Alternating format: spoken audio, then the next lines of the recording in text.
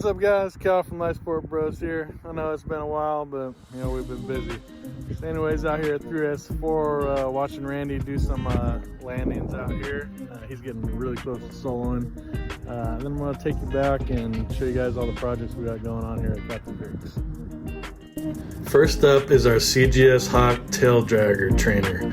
It will have a Rotax 582 mounted on it and no wings, which will allow students to practice their tail dragging techniques without worrying about damaging certain components of the plane.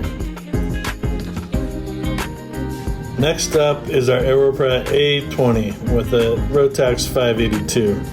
This will allow us to give tail dragger endorsements in a tandem pilot configuration.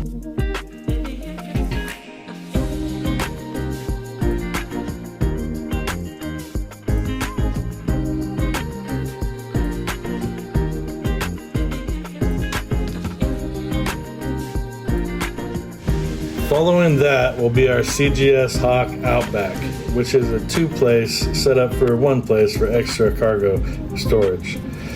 This is set up for a Rotax 582 and will be available for purchase in the coming weeks.